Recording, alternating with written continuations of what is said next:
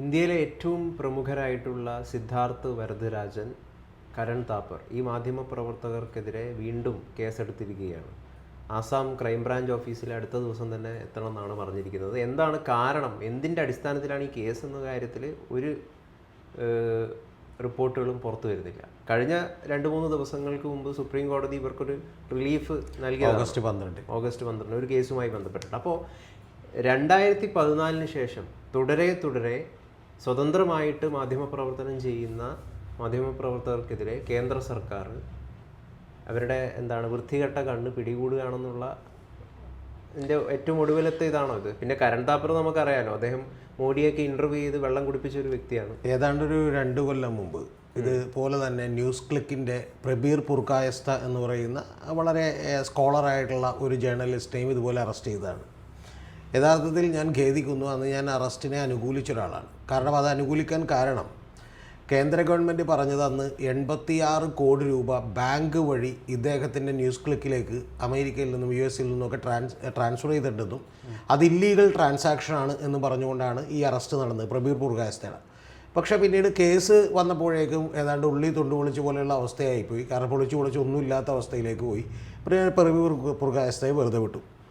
ഇതിന് ഏതാണ്ട് ഒരു 3 കൊല്ലം മുമ്പ്, അതായത് ടോട്ടൽ ഇവിടെ നിന്ന് ഒരു 5 കൊല്ലം മുമ്പ് വിനോദ് ദുവ എന്ന് പറയുന്ന മറ്റൊരു ജേർണലിസ്റ്റിനെ, അദ്ദേഹം HW ന്യൂസ് എന്ന് പറയുന്ന ഹിന്ദുസ്ഥാൻ വേൾഡിൻ്റെയൊക്കെ ന്യൂസിൻ്റെ എഡിറ്ററാണ്, അദ്ദേഹത്തെയും ഇതുപോലെ തന്നെ അറസ്റ്റ് ചെയ്തു. ഇതുപോലെ സെഡീഷൻ ചാർജസൊക്കെ ചാർത്തിയാണ് അറസ്റ്റ് ചെയ്തിട്ടുള്ളത്.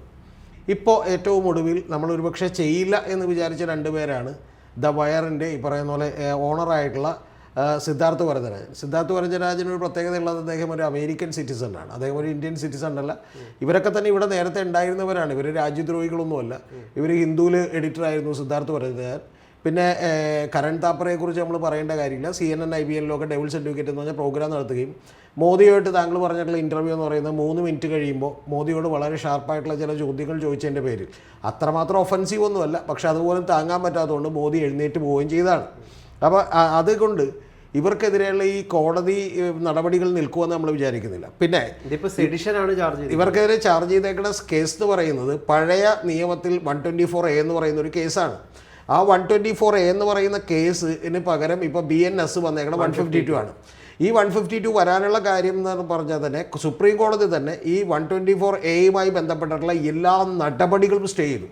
കാരണം അത് വലിയ തോതിൽ ഇത് മിസ്യൂസ് ചെയ്യപ്പെടുന്നുവെന്നും ഡിസൻറ്റ്, അതായത് എതിരഭിപ്രായങ്ങളെ സപ്രസ് ചെയ്യാനായിട്ടുള്ള ഒരു ഉപകരണമായി ഉപയോഗിക്കുന്നുവെന്നും അതുപോലെ തന്നെ ഒരു കോളനൈസേഷൻ്റെ ഒരു ലെഗസി നിയമത്തിനുണ്ടെന്നും പിന്നെ ഇതുപോലെയുള്ള നിരവധി കാര്യങ്ങൾ പറഞ്ഞുകൊണ്ട്, എന്ന് പറഞ്ഞാൽ ഒരു ഫ്രീ സ്പീച്ചിൻ്റെ ഒരു അവകാശങ്ങളൊക്കെ ലംഘിക്കുന്നതാണെന്ന് പറഞ്ഞുകൊണ്ടാണ് കോടതി ഇത്തരത്തിൽ ഇന്ത്യ മുഴുവൻ എടുത്തിട്ടുള്ള മുഴുവൻ കേസുകളും റദ്ദ് ചെയ്തു.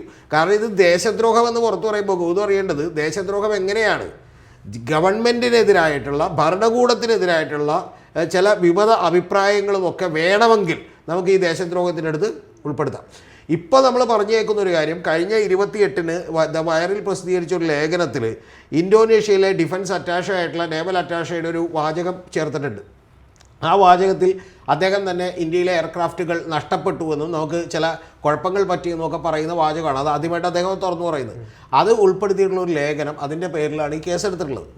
പക്ഷേ ഇത് ഒറ്റനോട്ടത്തിൽ നോക്കുമ്പോൾ ഇതൊക്കെയാണ് കാരണമെന്ന് തോന്നുന്നത്. യഥാർത്ഥ കാരണം ഇതേയല്ല.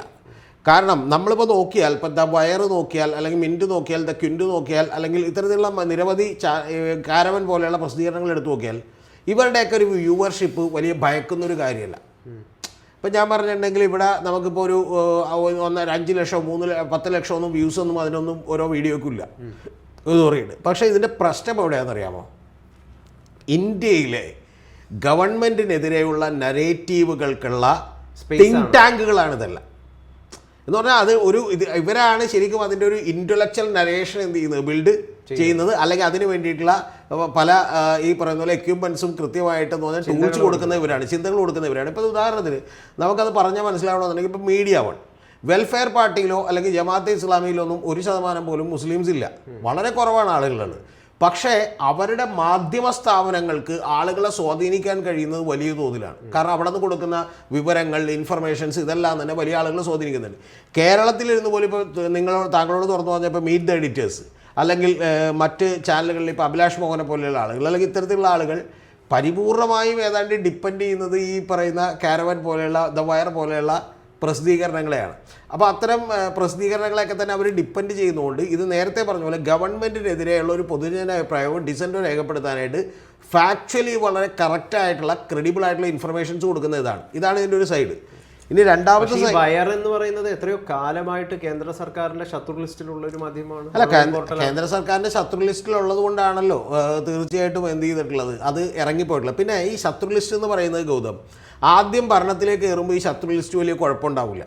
പക്ഷേ കുറച്ചുകൂടി കഴിഞ്ഞ് ഏതാണ്ട് ബാക്കിയുള്ള എല്ലാവരും നമ്മൾക്ക് മെരുക്കിയെടുക്കാൻ കഴിയുമ്പോഴും മെരുക്കാതെ നിൽക്കുന്ന ആളുകളോട് നമ്മുടെ ശത്രുത കൂടും. മനസ്സിലായോ? എല്ലാ ഭരണകൂടങ്ങളും ലോകത്തിലെ എല്ലാ ഇത്തരത്തിലുള്ള ഏകാധിപത്യ പ്രവണതകൾ കാണിച്ചിട്ടുള്ള ഫാസിസ്റ്റ് പ്രവണതകൾ കാണിച്ചിട്ടുള്ള ഭരണകൂടങ്ങളെല്ലാം ചെയ്തേക്കുന്നത് ആദ്യം അവർ കയറുമ്പോൾ അവർക്ക് കുഴപ്പമുണ്ടാവില്ല. പക്ഷേ ഒരു 10 മാധ്യമങ്ങളുണ്ട്, അതിൽ 8 മെരുങ്ങിക്കഴിഞ്ഞ് ഇവരുടെ കാൽക്കീഴിലേക്ക് ആയി കഴിയുമ്പോൾ മെരുങ്ങാതെ നിൽക്കുന്ന 2 വലിയ ശത്രുതാപരമായിട്ടുള്ള നടപടി എടുക്കും. അതിൻ്റെ ഒരു ഭാഗമാണ് ഈ കണ്ടുകൊണ്ടിരിക്കുന്നതെല്ലാം. ഇന്ത്യയിൽ വലിയൊരു പ്രത്യേകതയുണ്ട്. ഇന്ത്യയിലെ പ്രത്യേകത എന്താണെന്ന് വെച്ചിട്ടുണ്ടെങ്കിൽ യഥാർത്ഥത്തിൽ സാറ്റലൈറ്റ് ചാനലുകൾ, മെയിൻ സ്ട്രീം ചാനലുകൾ, വലിയ ഫണ്ട് മുടക്കി ഓടുന്ന ചാനലുകളെല്ലാം തന്നെ ഏതാണ്ട് കിടക്കാൻ പറഞ്ഞാൽ ഇഴയുന്ന ലെവലിലേക്ക് ആയിക്കഴിഞ്ഞു. അതുകൊണ്ടാണ് അതിനെ ഗോദി മീഡിയ എന്ന് വിളിക്കുന്നത്. നമ്മുടെ കേരളത്തിലേക്ക് വന്നാൽ നേരെ തിരിച്ചാണ്. ഞാനിപ്പോൾ നേരത്തെ ഗോത്തിനെടുത്ത് പറഞ്ഞിട്ടുണ്ട്, കേരളത്തിൽ സാറ്റലൈറ്റ് മീഡിയകൾ അങ്ങനെ ആ ലെവലിലേക്ക് എത്തിയിട്ടില്ല. പക്ഷേ യൂട്യൂബ് ചാനലുകളും അതുപോലെ സോഷ്യൽ മീഡിയയും ഒക്കെ തന്നെ ഏതാണ്ട് സംഘപരിവാറിന് പ്രാമുഖ്യം ഉണ്ടാകുന്ന ലെവലിലേക്ക് എത്തിയിട്ടുണ്ട്. അപ്പോൾ അത്തരത്തിലുള്ള ഒരു ലെവലുകളിൽ നിന്ന് ഈ പറയുന്ന പോലെ ഇന്ത്യയിൽ വലിയ തോതിൽ പ്രതിരോധം സൃഷ്ടിക്കുന്നത് ഇത്തരത്തിലുള്ള ആളുകളാണ്. അത് വലിയ ചലഞ്ചാണെന്നും വലിയ പ്രശ്നമാണെന്നും അവർക്ക് കൃത്യമായിട്ട് അറിയാം. ഇപ്പോൾ ഉദാഹരണത്തിന് ഇപ്പോൾ ഈ പറയുന്ന രാഹുൽ ഗാന്ധി ഉയർത്തിയിട്ടുള്ള വിമർശനങ്ങളൊക്കെ തന്നെ അതുമായി ബന്ധപ്പെട്ട് വരുന്ന വളരെ ആധികാരികമായ ലേഖനങ്ങൾ, അതുമായി ബന്ധപ്പെട്ടിട്ടുള്ള കണ്ടുപിടുത്തങ്ങൾ, പുതിയ ഇൻഫർമേഷൻസ്, ഇത്തരം കാര്യങ്ങളൊക്കെ തന്നെ ഈ ഞാൻ പറയുന്ന ഒരു സോഷ്യൽ മീഡിയയിൽ വലിയ അപ്പർ ഹാൻഡ് ഒരു പ്രോ ലെഫ്റ്റ് പ്രോ ലിബറൽ ബുദ്ധിജീവികൾക്ക് ഉണ്ട് എന്നുള്ളതാണ് ഈ ഗവൺമെൻറ്റിനെ വലിയ തോതിൽ ബുദ്ധിമുട്ടാക്കുന്നത്. അതുകൊണ്ട് ഗവൺമെൻറ് ഇത്തരത്തിലുള്ള നടപടികൾ തീർച്ചയായിട്ടും തുടരും. ഇപ്പോൾ പ്രബീർ പുർകായസ്ഥ മുതൽ ഏറ്റവും ആദ്യമേ തന്നെ ഈ പറയുന്ന വിനോദ് ദുബ വരെയുള്ള നിരവധി ആളുകളുടെ കഥകൾ എടുത്തു നോക്കിയാൽ ഇനി കരൺ താപ്പറിനെ പിടിച്ച് ഞാൻ ജയിലിലിടുമെന്നൊന്നും ഞാൻ വിചാരിക്കുന്നില്ല. അതിന് അത്രമാത്രം, കാരണം കരൺ താപ്പറിനെയൊക്കെ പിടിച്ച് ജയിലിലിട്ടാൽ CNN IBയിലൊക്കെ വർക്ക് ചെയ്തിരുന്ന ആൾ അത് സ്വാഭാവികമായിട്ടൊരു ഇൻ്റർനാഷണൽ ന്യൂസായി മാറുകയും വലിയ തോതിൽ ഇന്ത്യക്ക് തന്നെ കളങ്കമാവുകയൊക്കെ ചെയ്യും. പക്ഷേ പ്രശ്നം ഇവിടെ എല്ലാ ഭരണകൂടങ്ങളും ശ്രമിക്കുന്ന പോലെ അവരുടെ പ്രവർത്തനങ്ങളെ തടസ്സപ്പെടുത്താൻ പറ്റും. എന്ന് പറഞ്ഞാൽ അവരുടെ സ്പീഡ് എന്ത് ചെയ്യാൻ പറ്റും, കുറയ്ക്കാൻ പറ്റും. ഇപ്പോൾ ഉദാഹരണത്തിന് വോട്ട് ചോരി എന്ന് പറയുന്ന ഒരു മുദ്രാവാക്യം വന്നിരിക്കുന്നു, അതിനെ ഇവർ അകമഴിഞ്ഞ് പിന്തുണക്കുന്നു. നാച്ചുറലി ഇവരുടെ സ്പീഡ് എന്ത് ചെയ്യാൻ പറ്റുമെന്ന് കുറയ്ക്കാൻ പറ്റും. പക്ഷേ ഭരണകൂടങ്ങളുടെയും ഇതുപോലെ ഫാസിസ്റ്റ് പ്രവണതകൾ കാണിക്കുന്ന ആളുകൾക്കൊക്കെ അറിയാൻ പാടില്ലാത്തൊരു കാര്യമുണ്ട്. എത്രത്തോളം നിങ്ങൾ സ്ക്വീസ് ചെയ്യാൻ ശ്രമിക്കുന്നോ അത്രത്തോളം ശക്തി പ്രാപിക്കും എന്നുള്ളതാണ് വാസ്തവം. നിങ്ങൾ എത്രത്തോളം പേരെ കൊന്നൊടുക്കുന്നോ അത്രത്തോളം വലിയ മനുഷ്യ വികാരം നിങ്ങൾക്കെതിരെ ഉയരും എന്നുള്ളതാണ്. ഇപ്പം നാസി ഒരു സമയത്ത് ഈ മോദി തന്നെ പറഞ്ഞിട്ടുണ്ടെന്ന് തോന്നുന്നു, അനുയായികൾ തന്നെ എന്നെ കൂടുതൽ കളിയാക്കും തോറും ഞാൻ വളർന്നുകൊണ്ടിരിക്കുകയാണ്. അല്ല, തീർച്ചയായിട്ടും അത് അങ്ങനെ തന്നെയാണ്. ഇപ്പം മോദിക്കെതിരെ പോലും ഗോത്ര കലാപവും ജനോസൈഡുകളുടെ ആളുമെന്നൊക്കെ വിളിച്ചുകൊണ്ട് മോദി ഇല്ലാതായില്ല. പക്ഷെ മോദി ഭരണത്തിലേക്ക് എത്തുമ്പോൾ ഇപ്പം അടിയന്തരാവസ്ഥ കാലത്ത് എല്ലാ അധികാരങ്ങളും കയ്യിലേക്ക് ഒതുക്കിയിട്ട് ഇന്ദിരാഗാന്ധി വളർന്നില്ലല്ലോ, പകരം ഇന്ദിരാഗാന്ധി തളരുകയാണ് ചെയ്തിട്ടുള്ളത്. അപ്പോൾ സ്വാഭാവികമായിട്ടും എല്ലാ ഭരണാധികാരികളെ സംബന്ധിച്ചും അങ്ങനെയാണ്. പക്ഷേ അവരുടെയൊക്കെ ദൗർബല്യം കൊണ്ട് പലപ്പോഴും ഇത് മനസ്സിലാക്കാൻ കഴിയുന്നു. അങ്ങനെ അല്ലാത്ത ഭരണാധികാരികളും ഇന്ത്യയിലുണ്ടായിട്ടുണ്ട്. എനിക്ക് പെട്ടെന്ന് ഓർമ്മ വരുന്ന ഒരു ഇൻ്റർവ്യൂ ആണ്. നികേഷ് കുമാറാണ് അപ്പുറത്തിരിക്കുന്നത്, മുമ്പിലിരിക്കുന്നത് ബഹുമാനീയനായിട്ടുള്ള പിണറായി വിജയനാണ്. അദ്ദേഹത്തോട് ചോദിക്കുകയെന്ന്, താങ്കളെ മാത്രം എന്തുകൊണ്ട് ടാർഗറ്റ് ചെയ്തിട്ട് ഇത്രമാത്രം മീഡിയാസ് എന്തുകൊണ്ട് വിമർശിക്കുന്നു, എന്തെങ്കിലും താങ്കൾ സ്വയം വിചിന്തനം ചെയ്തിട്ടുണ്ടോ എന്ന് ചോദിക്കുന്നത്. അപ്പം തിരിച്ച് മറുപടി പറയുന്നത്, ഞാനെന്തിന് വിചിന്തനം ചെയ്യുന്നു, നിങ്ങളല്ലേ, നിങ്ങൾ വൃത്തികേട് കാണിക്കുന്നത് നിങ്ങളാണ് ഇതൊക്കെ ചെയ്യേണ്ടത്. അപ്പം അത്തരത്തിൽ അല്ല, അത് പോലും ഞാനൊരു ഫാസിസ്റ്റ് സ്വഭാവമായിട്ട് കണക്കൂട്ടുന്നില്ല. കാരണം എന്ന് വെച്ചാൽ അത് ചോദിക്കാനുള്ള ഫ്രീഡം നികേഷൻ ഉണ്ടാവുകയും നിങ്ങളൊക്കെ കാണാതെ പോകുന്നൊരു പോയിന്റ് അതാണ്. ഞാൻ തുറന്നു തന്നെ പറയാം, 2016 പിണറായി വിജയൻ അധികാരത്തിലേക്ക് വരുമ്പോൾ പിണറായി വിജയനെ മാധ്യമങ്ങൾ സപ്പോർട്ട് ചെയ്തിട്ട് അധികാരത്തിലേക്ക് വന്ന ഒരാളല്ല. മനസ്സിലായി? തീർച്ചയായിട്ടും കോൺഗ്രസിനെ ഇടിച്ചു താഴ്ത്താൻ ഉമ്മൻചാണ്ടി ഗവൺമെൻറ്റിനെ മോശമാക്കാനൊക്കെ മാധ്യമങ്ങൾ പരിശ്രമിച്ചിട്ടുണ്ടാവും.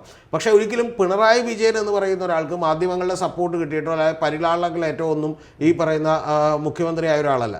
എ കെ ആന്റണി അങ്ങനെയായിരുന്നു. A K Antony KPCC president സ്ഥാനം ഉപേക്ഷിക്കുമ്പോൾ ഗൗത്തിനൊന്നും ഓർമ്മയുണ്ടാവില്ല. അദ്ദേഹം പുറത്ത് വന്നിട്ട് ഓട്ടോറിക്ഷ വിളിക്കുമ്പോൾ മാധ്യമങ്ങളൊക്കെ വിളിച്ചു പറഞ്ഞിട്ടാണ് ഓട്ടോറിക്ഷ വിളിക്കുന്നത്. എന്ന് പറഞ്ഞാൽ അവരെ ഇൻസ്റ്റാഗ്രാമിൽ വന്ന് ഫോട്ടോ എടുത്തിട്ട് പിറ്റേ ദിവസം പത്രത്തിലിടുകയാണ്. അപ്പോൾ അത്തരത്തിൽ അദ്ദേഹം ചീര കഴിക്കുന്നു എന്ന് പറയുന്നതൊക്കെ വലിയ വാർത്തയായിട്ട് മനോരമയൊക്കെ പ്രസിദ്ധീകരിച്ചിട്ടുണ്ട്. അപ്പോൾ അത്തരത്തിലുള്ളൊരു പരിലാളനം കിട്ടിയിട്ടുള്ള ഒരാളല്ല പിണറായി വിജയൻ എന്ന് പറയുന്നത്. പക്ഷേ പിണറായി വിജയൻ്റെ അടുത്ത് അത് ചോദിക്കാനുള്ള സ്വാതന്ത്ര്യമെങ്കിലും ഉണ്ട് എന്ന് നമ്മൾ മനസ്സിലാക്കണം. ഇന്ത്യൻ പ്രധാനമന്ത്രി എത്ര കാലം ഇല്ല ചോദ്യം ചോദിക്കട്ടെ, ഇന്ത്യൻ പ്രധാനമന്ത്രി എത്ര കാലമായി ഒരു മാധ്യമത്തിന് ഓർക്കസ്ട്രേറ്റഡ് ആയിട്ടല്ലാത്ത, ഞാൻ പറയുന്നത് ഓർക്കസ്ട്രേറ്റഡ് ആയിട്ടല്ലാത്ത ഒരു ഇൻ്റർവ്യൂ കൊടുത്തത്? 10-30 ഇൻ്റർവ്യൂ പുള്ളി കൊടുത്തു. അതായത് ഏഷ്യാനെറ്റിനും സുവർണക്കും ഒരുമിച്ച് ഇൻ്റർവ്യൂ കൊടുത്തു. ആ ഇൻ്റർവ്യൂ കൊടുത്തതിന് മറ്റേ ലാസ്റ്റത്തെ ഈ പറയുന്ന പോലെ ക്രെഡിറ്റ് കാർഡ്സ് ഒന്നുമില്ല എന്ന് പറഞ്ഞാൽ ക്യാമറാമാൻ ഇല്ല, ബാക്കിയുള്ള ഒന്നുമില്ല. എന്താ കാര്യം എന്ന് ചോദ്യത്തിനറിയോ? എല്ലാം ഗവൺമെൻറ് എഡിറ്റ് ചെയ്ത് ഗവൺമെൻറ് കാസറ്റ് പുറത്തേക്ക് കൊടുക്കായിരുന്നു, ചോദ്യങ്ങൾ ആദ്യം എഴുതി കൊടുക്കായിരുന്നു. അപ്പോൾ അതുകൊണ്ട് യഥാർത്ഥത്തിൽ ഇപ്പോൾ കഴിഞ്ഞ തവണ എനിക്ക് തോന്നുന്നത് നരേന്ദ്രമോദി ഈ ജ്ഞാനേഷ് കുമാറിനെ വിളിച്ചിട്ട് പറഞ്ഞിട്ടുണ്ടാവും, നീ ഈ പൊട്ടത്തരമൊക്കെ കാണിക്കാൻ പോയതുകൊണ്ടല്ലേ, വല്ല ആവശ്യം ഉണ്ടാവും, മിണ്ടാതിരുന്നാൽ പോലെ എന്ത് ചെയ്തിട്ടുണ്ടാവും ചോദിച്ചിട്ടുണ്ടാവും. കാരണം ഇത് വലിയ ബൂമറാങ്ങായെന്ന് കൃത്യമായിട്ട് മനസ്സിലായി. അപ്പോൾ അതുകൊണ്ട് ഈ പ്രശ്നം യഥാർത്ഥത്തിലുള്ളത് ഇത്തരത്തിലുള്ള ഒരു ഫാസിസ്റ്റ് പ്രവണതകളിൽ നിന്ന് വരുന്നതാണ്. പക്ഷെ അതൊന്നും അധികകാലം തുടരാൻ ആർക്കും പറ്റിയിട്ടില്ല. തുടർന്ന ഭരണാധികാരികളുണ്ട്, അതാണ് ഞാൻ പറയാൻ വന്നത്. നെഹ്റുവിനെ പോലുള്ള ഒരു ഭരണാധികാരി ഇന്ത്യയിൽ അത്രമാത്രം ഒന്നും എതിർപ്പില്ലാതെ തുടർന്നതിൻ്റെ കാരണം ശങ്കറിനെ വിളിച്ചിട്ടും അതുപോലെ കാർട്ടൂണിസ്റ്റുകളെ വിളിച്ചിട്ടും ഡോണ്ട് സ്പെയർ മീ, എന്നെ ഉൾപ്പെടുത്തണമെന്ന് പറഞ്ഞതും കൂടാതെ AKG എന്ന് പറയുന്ന ഒരാൾ പ്രതിപക്ഷ നേതാവിൻ്റെ പൊസിഷനോ അല്ലെങ്കിൽ അത്രയും വലിയ അംഗബലമോ ഒന്നും ഇല്ലെങ്കിൽ പോലും അത് കാണാനുമൊക്കെയുള്ള വിശാല മനസ്സുണ്ടായതുകൊണ്ടാണ്. ആ വിശാല മനസ്സ് നമ്മുടെ നാട്ടിൽ ഒരുപാട് പേർക്ക് എന്തില്ല, ഇല്ല. മനസ്സിലായോ? നിങ്ങൾ എന്നെ വിമർശിച്ചോളൂ എന്നൊക്കെ പറയും, പക്ഷേ വിമർശിച്ച് 1 മിനിറ്റ് കഴിയുമ്പോൾ തന്നെ അവർക്ക് എന്ത് ചെയ്യും, ദേഷ്യം പിടിക്കും. മനസ്സിലായോ? ഒരു ചെറിയ വിമർശനം ഉണ്ടാകുമ്പോൾ തന്നെ എന്ത് ചെയ്യും, ഭയങ്കര പ്രശ്നമാവും. അപ്പോൾ അത് വ്യക്തിപരമായിട്ടല്ല, നമ്മൾ ആശയപരമായിട്ടുള്ള സംവാദങ്ങളാണെന്നും അതാണ് ജനാധിപത്യത്തിൻ്റെ ഏറ്റവും മനോഹരമായ രൂപമെന്നും മറ്റൊരു സംഘടനയെയും നിരോധിച്ചുകൊണ്ട് ഇന്ത്യയിൽ ഒഴിവാക്കാനോ നിരോധിച്ചുകൊണ്ട് ഇല്ലാതാക്കാനോ ഒന്നും പറ്റിയിട്ടില്ല. അതൊക്കെ നമ്മൾ ഇപ്പോൾ ലോകത്ത് ഇപ്പോൾ ഇന്തോനേഷ്യ അല്ലെങ്കിൽ US നിരവധി രാജ്യങ്ങളെടുത്ത് നോക്കിയാൽ ഗൗതമൊക്കെ പഠിച്ച ഞെട്ടിപ്പോകും. ഡീറാഡിക്കലൈസേഷൻ ചെയ്തുകൊണ്ടാണ് അവരൊക്കെ തന്നെ എന്ത് ചെയ്തിട്ടുള്ളത്. ചൈന ചെയ്യുന്നത് പക്ഷേ വേറൊരു രീതിയാണ്, അതല്ല യഥാർത്ഥം. മതത്തിന്റെ മൊത്തം അംശങ്ങളും ഇല്ലാതാക്കി. ഞാൻ പറയുന്നത് തീവ്ര നിലപാടുകളൊക്കെ തന്നെ ഡീറാഡിക്കലൈസേഷൻ ചെയ്തുകൊണ്ടാണ് അത് ഇല്ലാതാക്കിയിട്ടുള്ളത്. അല്ലാതെ നാളെ രാവിലെ മുതൽ അവരെ തോക്ക് കാണിച്ചും മറ്റേ അവരുടെ വീട്ടുകാരെ വെടിവെച്ചു കൊന്നൊന്നും ഇത് ഇല്ലാതാക്കാൻ പറ്റിയിട്ടില്ല.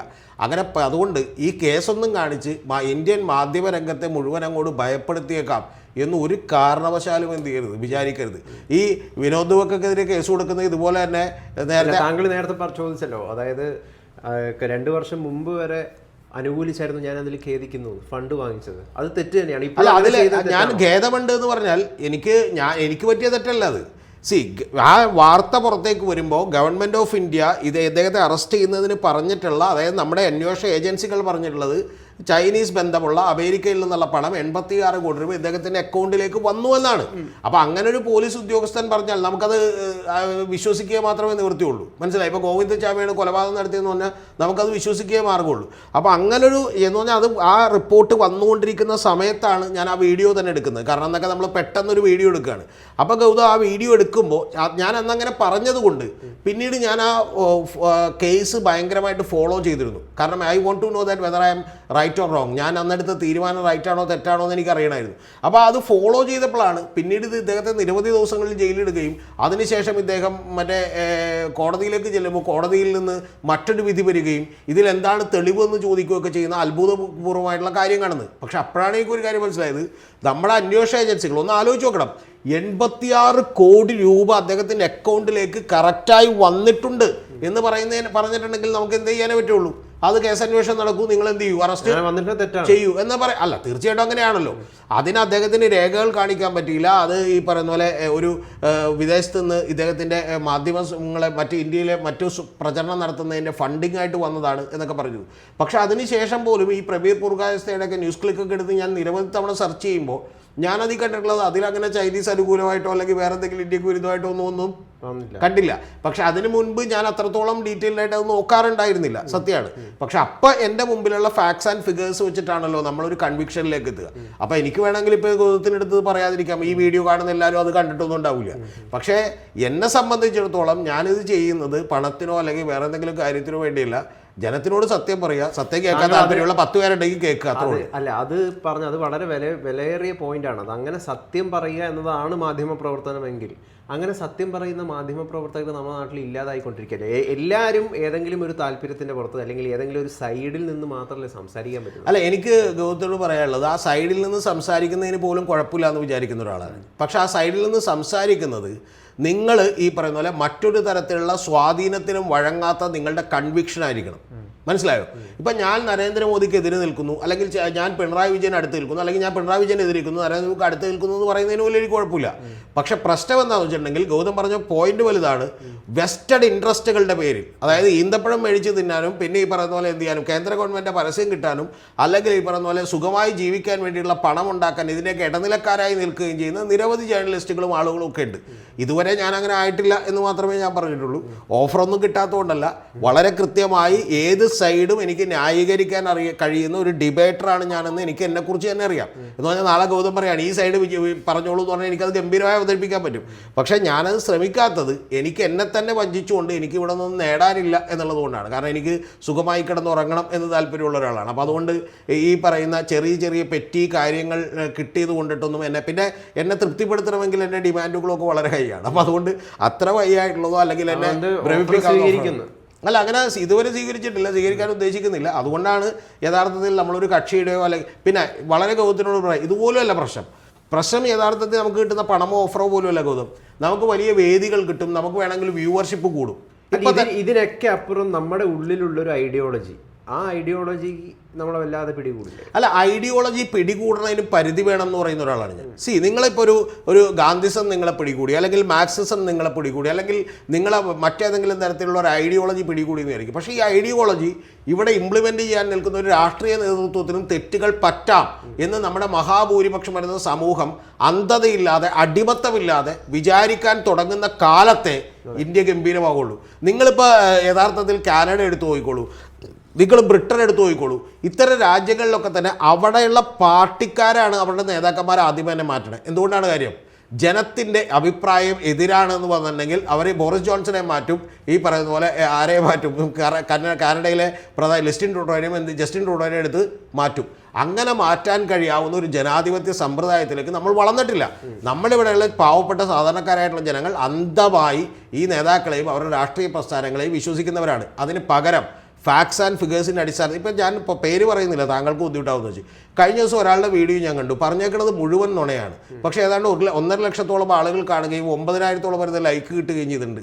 എന്നെ അത് വല്ലാതെ എന്നെ ആശങ്കപ്പെടുത്തുന്നുണ്ട്. കാരണം ഈ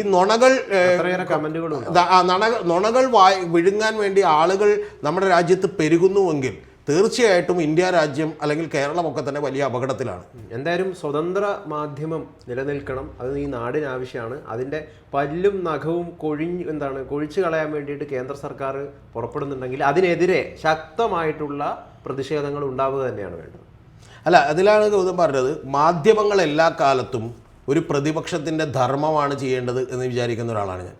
അത് നിങ്ങളിവിടെ പഞ്ചായത്തിലാണെങ്കിലും അല്ലെങ്കിൽ സ്റ്റേറ്റിലാണെങ്കിലും അല്ലെങ്കിൽ അഖിലേന്ത്യാ അടിസ്ഥാനത്തിലാണെങ്കിലും ഏതാണോ കൂടുതൽ വിപത്തായി വരുന്നൊരു കാര്യം അതിനെ അങ്ങേയറ്റം നമ്മൾ ശക്തിയുക്തം ചെറുക്കേണ്ടതുണ്ട്. ആ ചെറുക്കാൻ കെൽപ്പുള്ള നട്ടലുള്ള മാധ്യമപ്രവർത്തകരും മനുഷ്യാവകാശ പ്രവർത്തകരും രാഷ്ട്രീയക്കാരുമൊക്കെ തന്നെയാണ് ഗൗതം ഇന്ത്യയെ 79 കൊല്ലമായി വീഴാതെ പിടിച്ചു നിർത്തിയേക്കുന്നത്.